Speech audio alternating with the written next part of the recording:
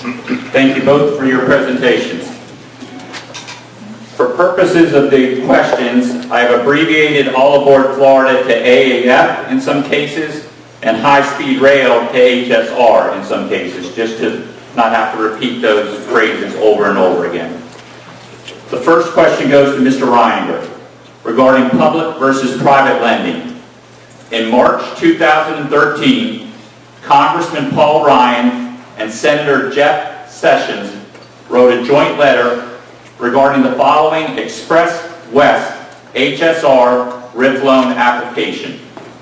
In that they stated, "We are deeply troubled by the prospects of subsidizing another risky HSR project, particularly when our nation is facing a debt crisis that threatens the well-being of the current and future generations of Americans.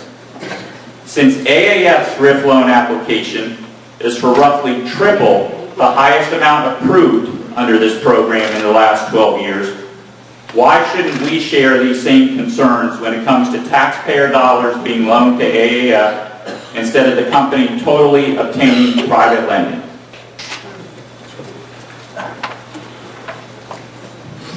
So that's a great question, and let me see if I can be fully explanatory around the answer to that.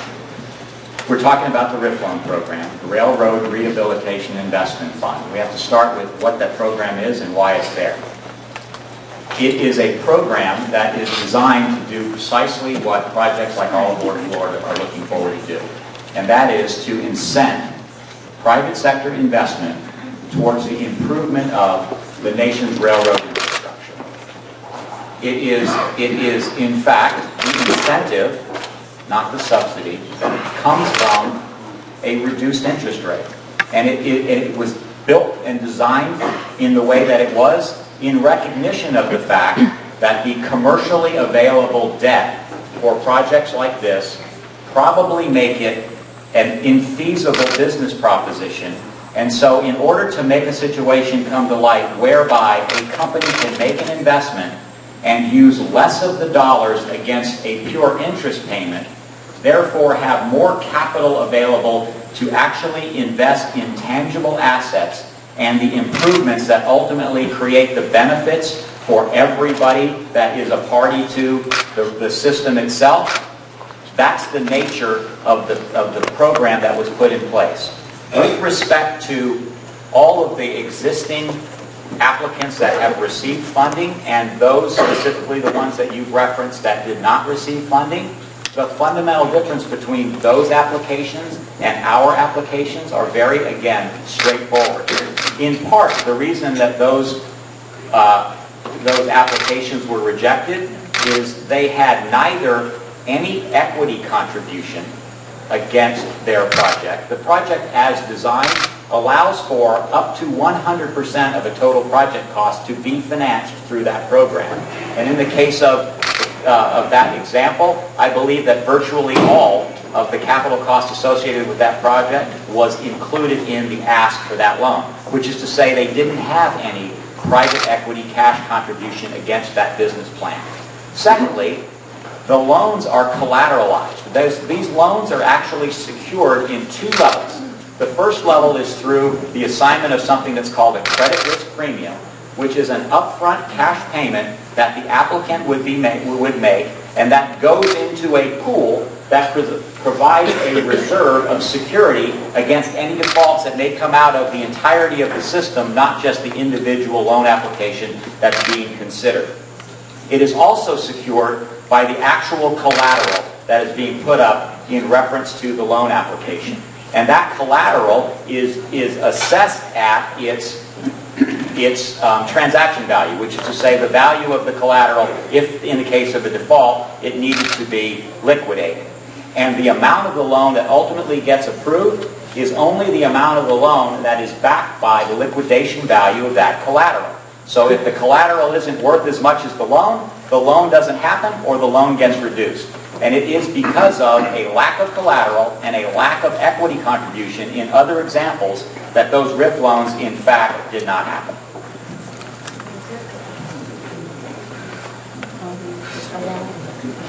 I have a quick follow-up in regards to that, because you did touch on some of the issues why RIF loans have been not approved in the past, but there was one that was not mentioned, and that was in regards to that Express West RIF loan in particular.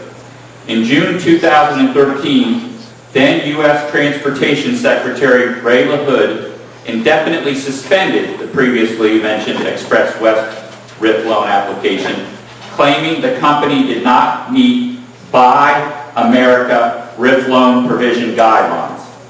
Does AAF meet those Buy America guidelines? And if so, has proof of that been made available to the FRA and the public? Really simple answer. 100% compliance with the Buy America provisions associated with the RIF loan program. Frankly, with or without a RIF loan, we're going to be 100% compliant with the Buy America provisions, as well as many other provisions. As part and parcel of the application for the RIF loan, and in part and parcel of the approval of things like the rolling stock that will go through the regulatory processes associated with the Federal Railway Administration, all of those conditions of Buy America are made available to them. They are reviewed and they are approved, and they are a fundamental, not only compliance with, but the proof of the actual result of which is a condition of any funding approval that would come along with the loan. So, simple answer, absolutely. Great.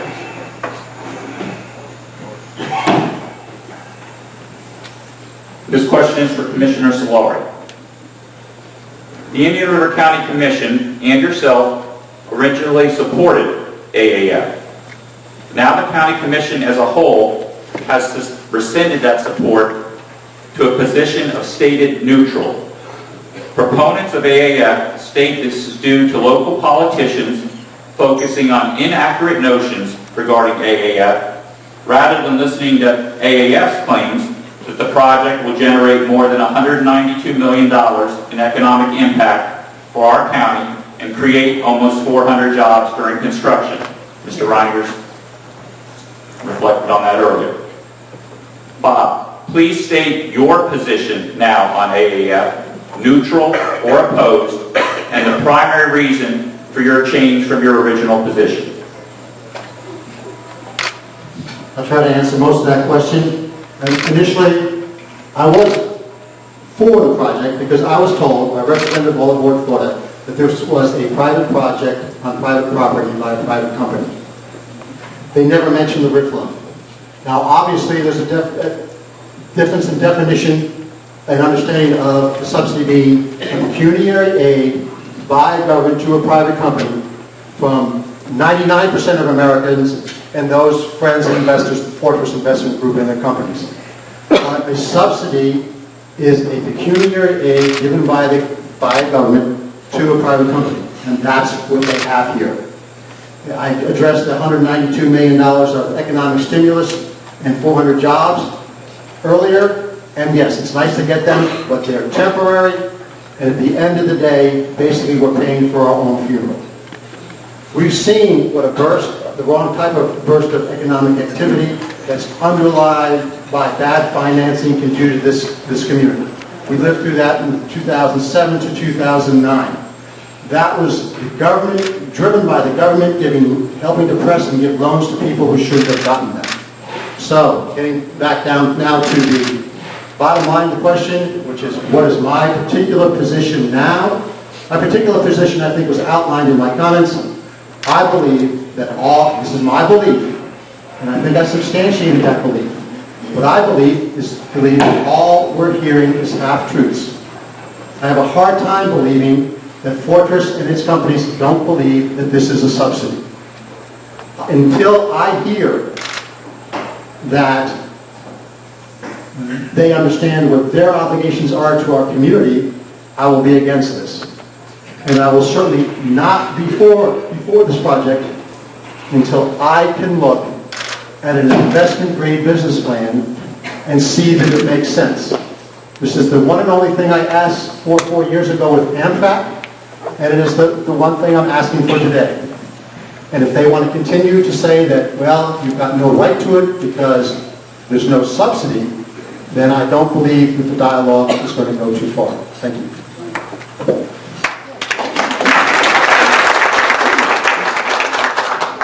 This is a follow-up for Commissioner Solari, specifically discussing the plans in the future possibly for a stop here in Indian River County. If there was a stop plan for Indian River County, either now or definitively sometime in the future, would that at all change your position on the project? This is another one of those half-truths. All aboard Florida a number of times, including Mr. Reininger Monday at the High Speed Rail Commission, and Mr. Roberts at different times, have alluded to the fact that, or basically stated, allow us to start the project and get it going. Then we'll come back and discuss a stop. But they never mentioned two different things. One, for a stop to be financially feasible, and that's what Mr. Roberts said it would have to be. It would have to be financially feasible. You need density. You need the density of Palm Beach, Fort Lauderdale, and Miami. This community does not want the density necessary for transportation-oriented development. It has made it clear a number of times. And again, another thing that I've never heard them say in these conversations is little things like in their Orlando Orange County Expressway Authority lease. In that lease, if you read the paragraphs, it basically gives the Expressway Authority a right of first refusal on any project. Basically, unless they're convinced that it will not undermine their revenue stream, they can block any station between Orlando and Palm Beach County. But I've never heard them say that. And that, ladies and gentlemen, is the basis of my problem with all aboard Florida. They say half of the story. Two half-truths is not a whole truth. And as they continue to tell just one side of the story and one portion of it, again, we're never going to have the dialogue that we need. And I'll just finish up. Thank you. Are we going to have a chance to respond? I'm going to ask you a similar question along those lines, Ms. Reininger. Yes. A December 2013 report by the Congressional Research Service found that HSR is heavily dependent on high population density areas, both here in the U.S. and worldwide. Do you feel this is the case? And if so, with that being the case, would there be any possibility that Indian River County will see a stop sometime in the future, seeing that we are not a high population density area?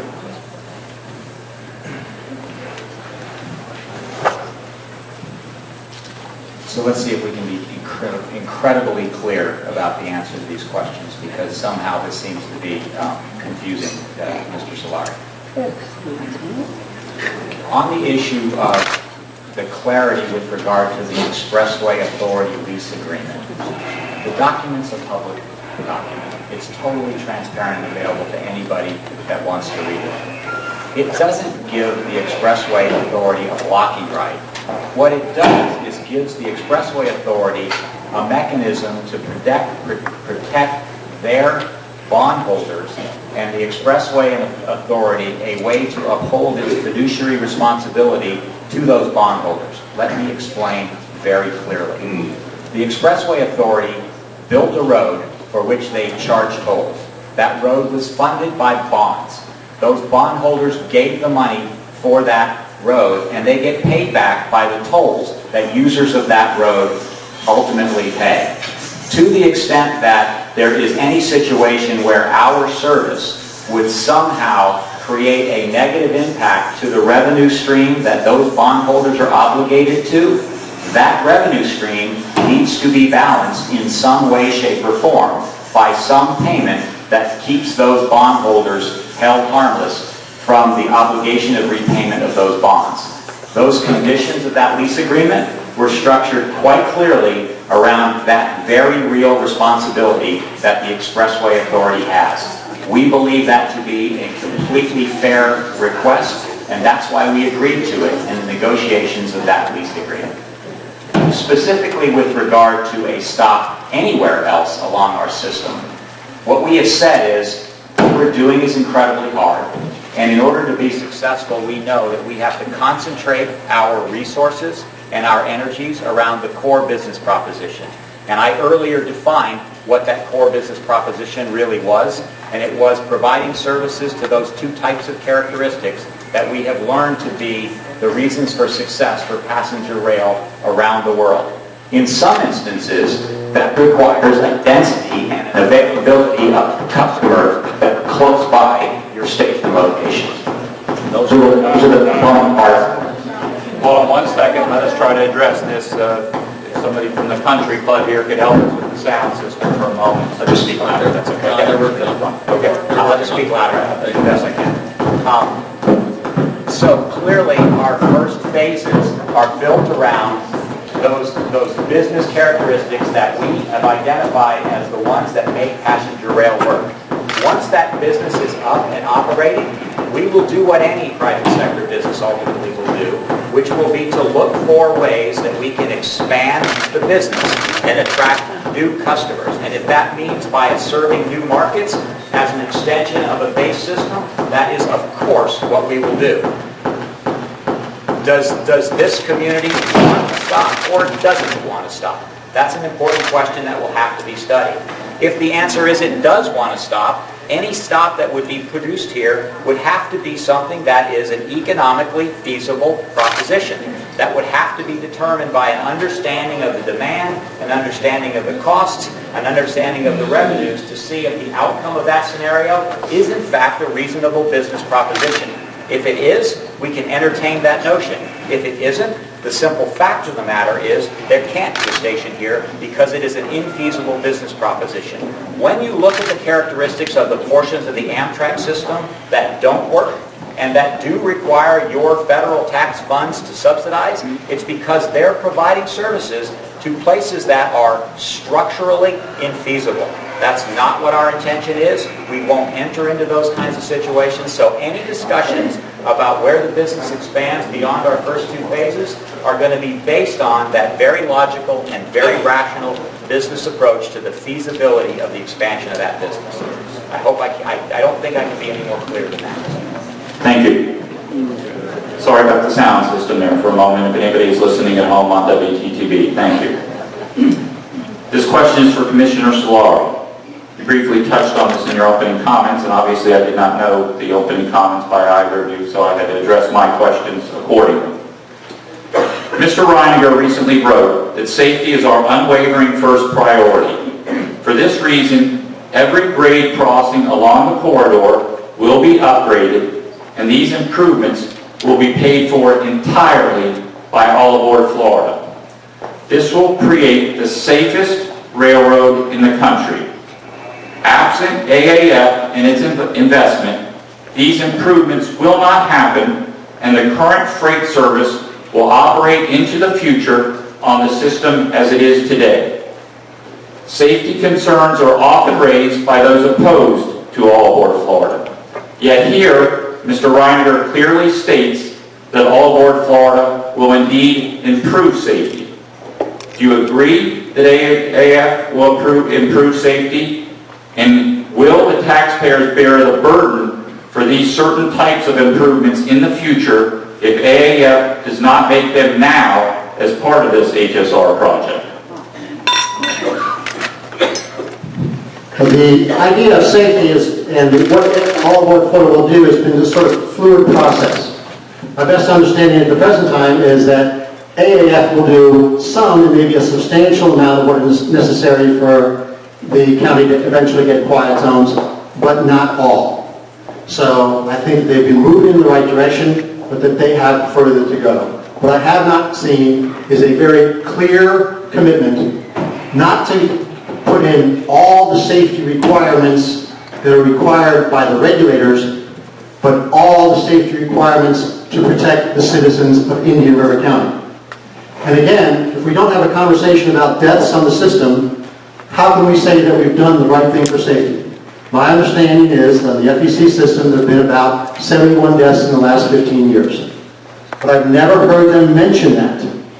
And their attitude is that if somebody crosses the tracks and gets hit, they're a trespasser. Now that may be technically true. But when I went up to, as part of this process, up to Sebastian, and was looking at the FEC tracks, there's a sort of hill that's going up on the way to Main Street, and the hill comes down over the tracks. A young woman is walking from evidently her residence to the downtown. The way to get there from A to B is across the tracks. To all aboard Florida, she's a trespasser. To me, she's simply a citizen in Indian River County going from her home to basically the lagoon. I don't see her as a criminal. I don't see her as a trespasser. I see her as a reasonable person doing a reasonable thing in a day-to-day activity. But those reasonable things and what safety requirements are necessary to address those reasonable things have not been discussed. Until All Aboard Florida shows a real concern for the actual lives of our citizens, again, I don't think this discussion is going to get too far. Thank you.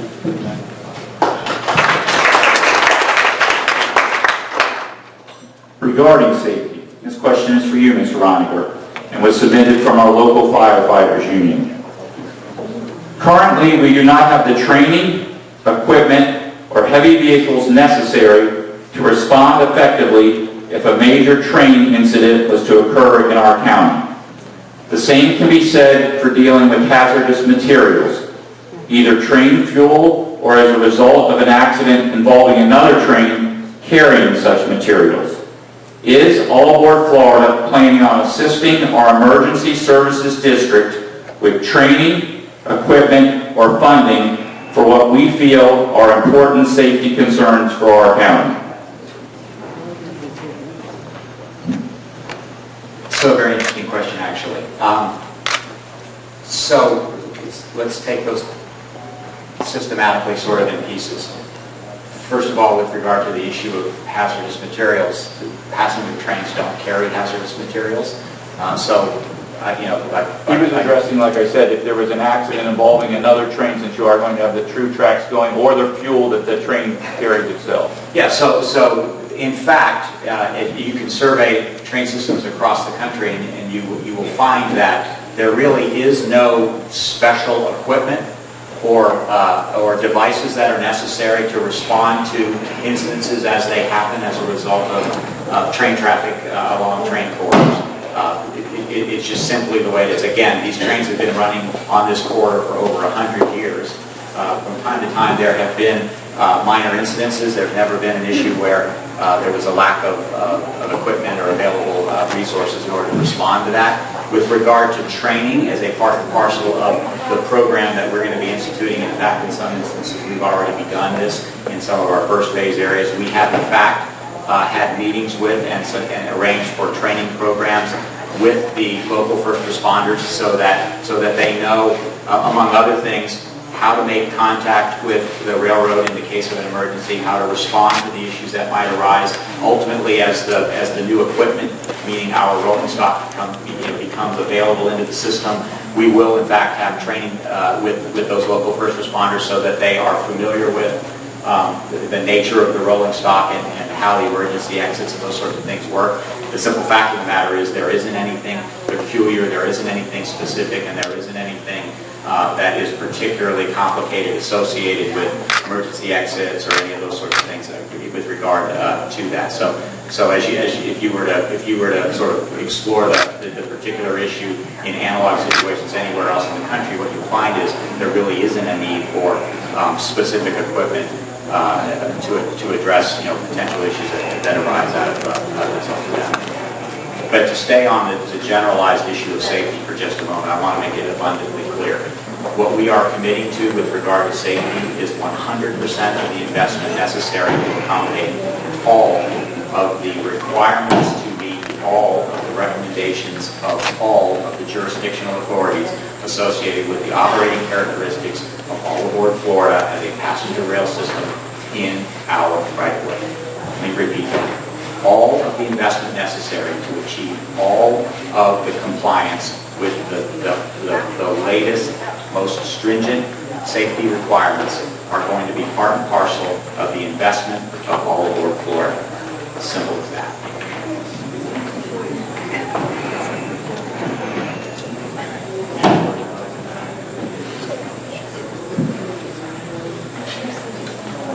This question is for Commissioner Solari. As I stated earlier, one of the guiding principles of the Taxpayers Association is our belief that limited government is the most effective way to government, both nationally and here locally at the grassroots level. Included with that is our desire to see government interfere as little as possible with private property rights.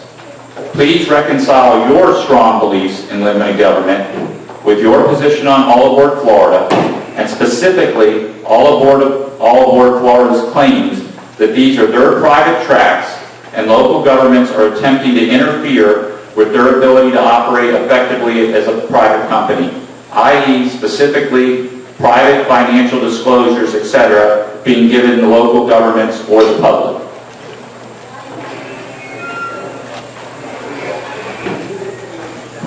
As a two-part question, limited government and property rights. I'll answer property rights first. How many people in this room have a home? How many of you have regulations which the county suggests what you can or cannot do with your home? All of you. The idea of property rights is not an absolute right. It's a very important right. And I grant, I love property rights. But there are still obligations to the community. We all understand that. For some reason, All Aboard Florida seems to have a hard time with that. And these property rights have been diminished over the last 150 years, particularly as we get a more crowded society. That's just something that happens. I don't like it, but it's a fact.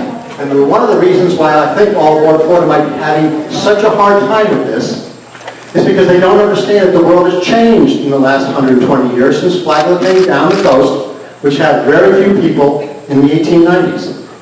But the world has changed. And our rights are being changed and altered on a daily basis. And we all need to understand that. We can fight that process, and I welcome the fight. But we have to understand that that's a process and that's a reality which we're all faced with. Now the second one is even more interesting. Limited government. I am a champion of limited government, as is the Taxpayers Association. But I hate to break this to them. Limited government is not the end. It's not, as Aristotle says, the telos. It is a means to the end. And I believe that limited government is the best means to an end for America and for most countries in the world. But from an elected official's perspective, what is the end? The end is good order. Limited government, property rights, the rule of law, free markets, these are all means to the end, which is good order in our society. And why should your government believe in good order? Because in American democracy, your government should believe that you are autonomous individuals capable of leading and living your own life. So that your government should do no more but all it can to provide that basic good order so that you can flourish day to day and raise your family the way you believe it should be. So, limited government is crucial, but the end is good order so that we can all have the life that we believe we ought to. Thank you.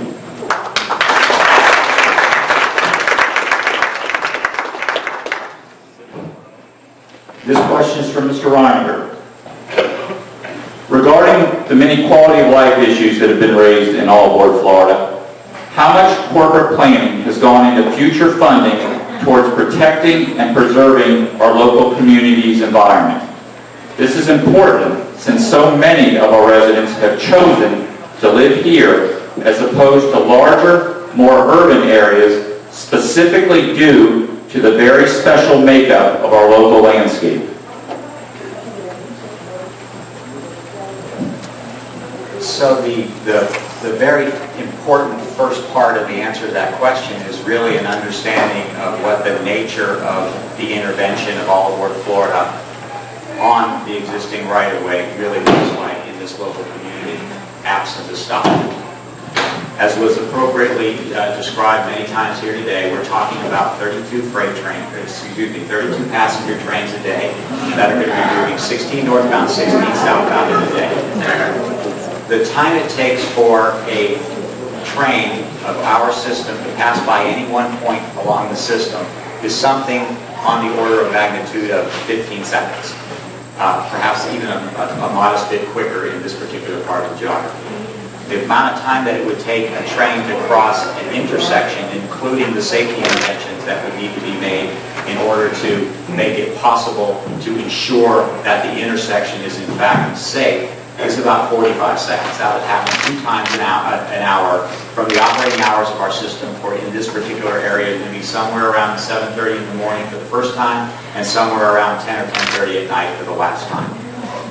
Very simple math associated with that means that 97% of the time that you're out and about in the community, you will have no intervention whatsoever with one of our trains. Only 3% of the time would you physically be able to be in contact in one form or another with where our trains are. Through the establishment of this ultimately very safe corridor and through the very limited amount of time that the trains will actually be in the environment that we're speaking about, that very simple reality tells you that there is incredibly limited intervention whatsoever by our system into the environment at all. And so you start with the fact that there is almost no impact at all to begin with. You overlay on top of that issues like the safety improvements that we've committed to, which will in fact be a resultant benefit to the quality of the safety configuration of the environment that we're talking about. That's sort of the next level.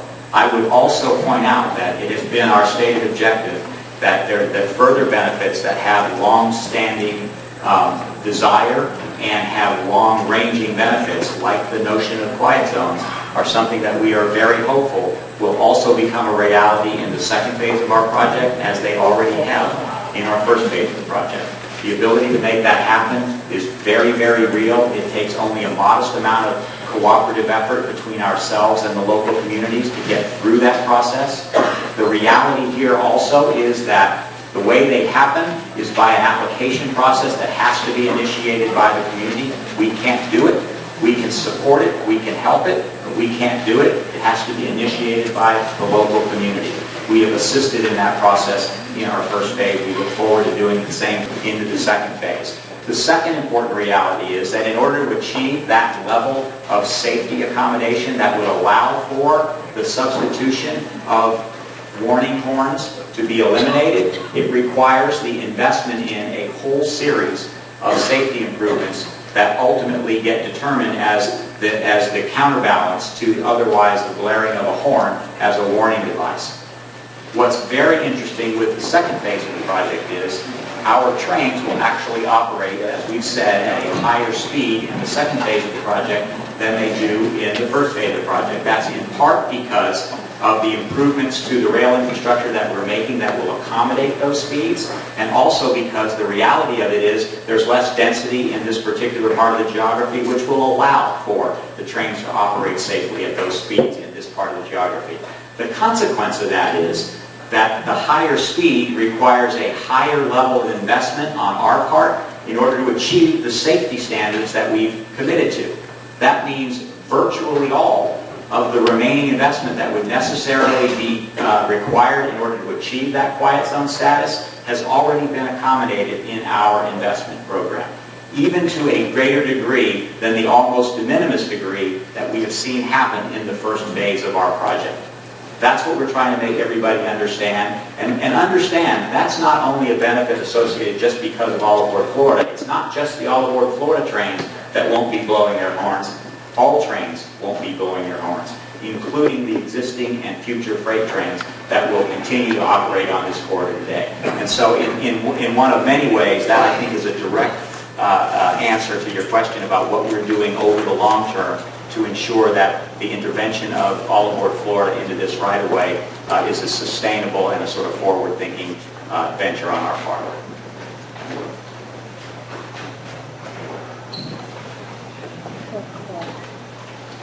This question goes to Commissioner Solari regarding pledged collateral from AAF, since Mr. Reininger brought it up earlier.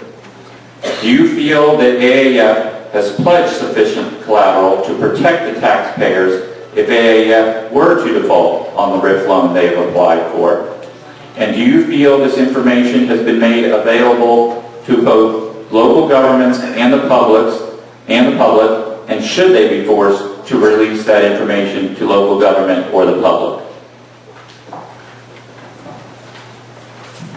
Well, I have not seen it. I don't know exactly what the collateral is. And until you know exactly what that collateral is, it's difficult to make any assessment. Do I think that they should? Yes, I think that all the details of the RIF loan should be made public. I think that's a very basic thing. And what do I do know? Well, I do know that, well, what I've heard, I believe, is that about $400 million of the money is going to be used to improve signaling system.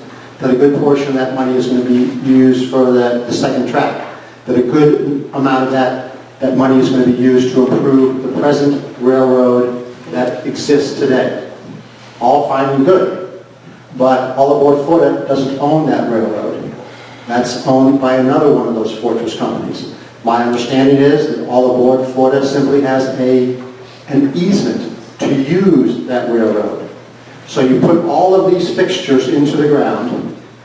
If something should happen to All Aboard Florida, all of those fixtures are basically going to stay in the ground. And it's simply my belief that as all of those fixtures stay in the ground, and some, very unclear because again I don't know the nature of them, some of those rights may migrate back to the federal government. What is the federal government going to do? It's going to add another Amtrak line, which it's then going to have to subsidize for the next 50 years, 100 years. And I don't believe it ought to. So, at the end of the day, I would welcome a clear outline of all the collateral and the terms and use of that collateral that's going to be used, and that would help. But at the end of the day, until we can get a full picture, until I, as an elected official, can get a full picture, which would include not only that information about the collateral, but an investment-grade business plan which can be looked at and analyzed, then I cannot fulfill my fiduciary duty to the citizens of Indian River County. And as I do believe that it's a subsidy, then I believe we're going in the wrong direction. Thank you.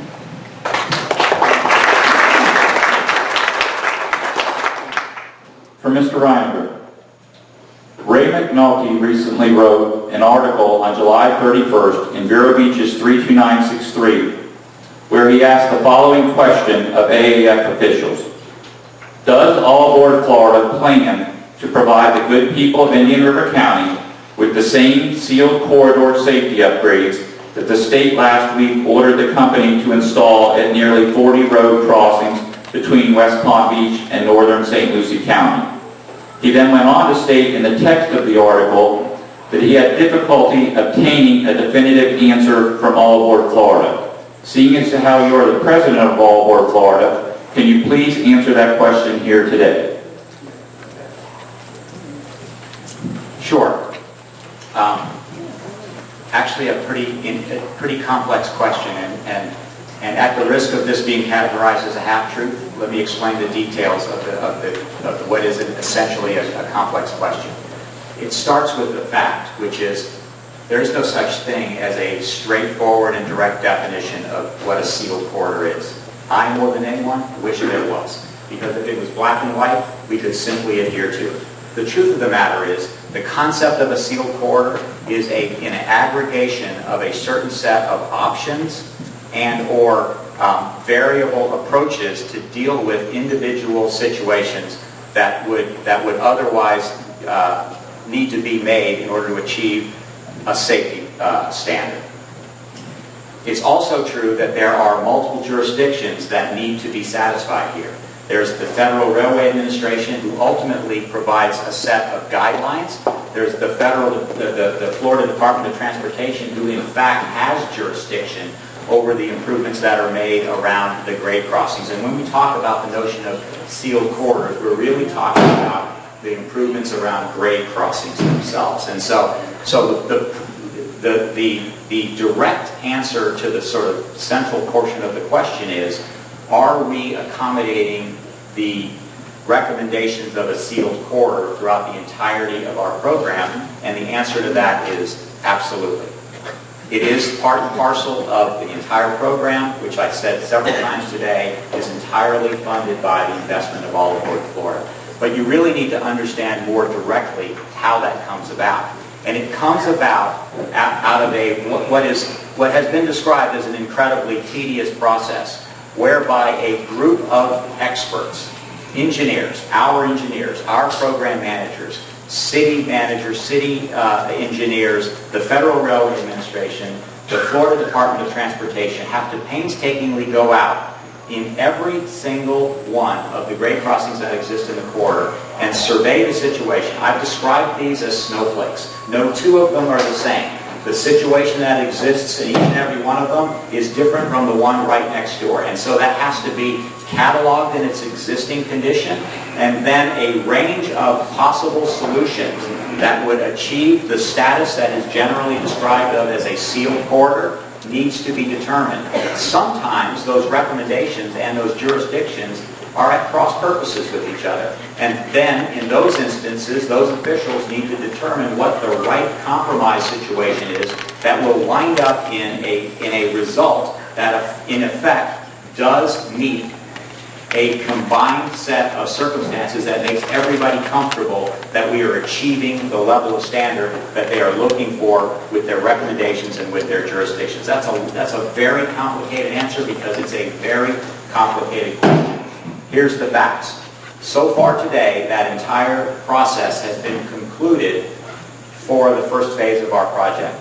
So far today, the very first important step of that for the second phase of our project, which includes this local geography, which is to say the grade crossing diagnostic, has been completed. The next step of the process, which is happening now, is the very definitive set of requirements that will come out as a result of the learnings that diagnostic has generated as a result of its first phase. From there, those solutions become the engineered aspects of the final component of the project. That information ultimately, once it gets to an adequate level of engineering, about the 90% completion range, that information is then made back available for approval to the jurisdictional agencies, but as a matter of course, we've been making that available to the local authorities as well, so that they're fully aware of what the plans are for us to accommodate those requirements associated with the sealed core. So I hope that in part makes clear the answer to that question.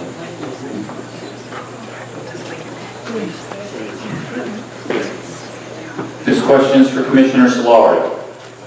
There are some who have stated this is a private enterprise matter and therefore question any taxpayer dollars being used for attorneys and/or consultants in regards to the All Aboard Florida project. Others feel the hiring of attorneys puts the county in an antagonistic position rather than a cooperative one with the company we may be dealing with for a very long, extended period of time. Please respond to those taxpayers' concerns.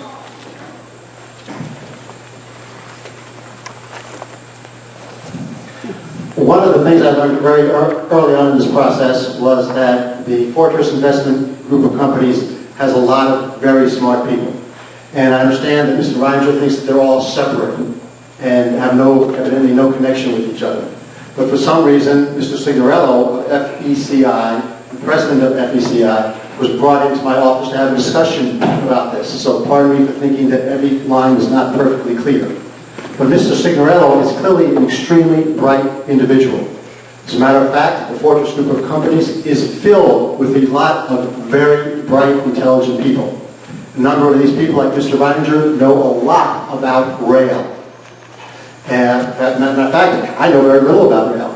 Our county attorneys know very little about rail. Most of the citizens in this community don't know too much about passenger rail. So in order to fulfill my obligation as a commissioner, I felt it's certainly necessary to get the type of legal advice and backup that would be appropriate for our citizens of our community.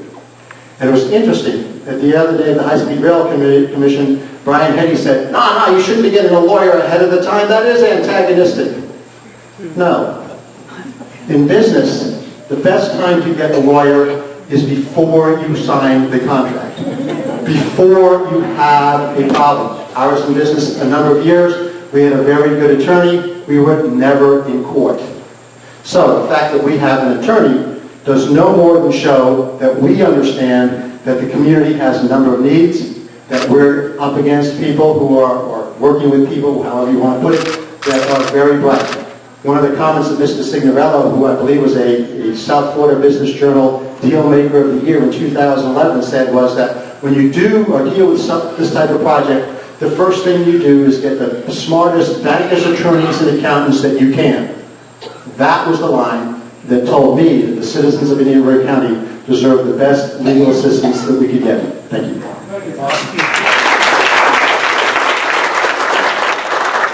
And this will be the final question for Mr. Reininger, and then we will go to the summary portion of today's event. Mr. Reininger, do you have a corporate impact study of what happens within 1 mile east and west of the tracks? For example, the impact on business, population, residential, and commercial real estate property tax values? If so, has that been made available to the public, or will it be part of the EIS study? And what is your best thoughts on when that EIS study will be made available?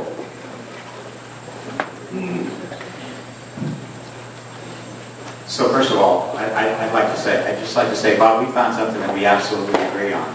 And that is, I completely agree that the citizens of this area should avail themselves of all the expertise that they need to completely and adequately assess the situation, whatever that may be. I completely support that point of view, whatever you determine that to be. We certainly have employed a range of experts to help educate us about the details of the scenario. There's going to be a comprehensive study that gets released sometime very soon, in part answer to your question. When, I don't exactly know. We're incredibly hopeful that we're talking about a few days from now, but we ultimately don't know the answer to that question. And when it comes out, we think it's nothing but the appropriate thing to do to fully understand and digest the information that will be contained in that very comprehensive environmental impact statement. The environmental impact statement is not the first time something like this has happened. It is a tried and true process that has existed within the NEPA legislation for quite some time. It's designed specifically to address the kinds of questions and issues that are being raised in this forum here today. It's being conducted by a range of federal authorities and their paid consultants in order to, on behalf of the public, fully assess the impacts of the project itself, and we look forward to the continued dialogue around the details and the results of that process and those documents when they become known. As it stands today, we have no more insight into the contents of those documents than do you, except for the component parts of that document that we produce for their analysis, which is to say the things that they had to ask us in order to understand what it was that needed to be analyzed, like the hours of operation of our system and those sorts of things that only we could provide information around. You asked a specific question around the issue of property values, and we don't have a commission study to assess the effects or issues associated with property value with any proximity to our railroad. We have been incredibly studious about all of the information that has been generated in the past in analog situations. What we believe is that there really is no conclusive evidence one way or another about the effects on property values associated with rail in general and specifically with passenger rail. We have studied all of the documentation in detail, and what we've come to understand is that most times when there are studies that presume some negative result in property values, that those property values are really associated with freight trains, not with passenger trains. In fact, there are many studies that show quite the opposite, that the introduction of passenger service into corridors drives significantly increased property values for the properties that are adjacent to that passenger rail service. With respect to freight systems,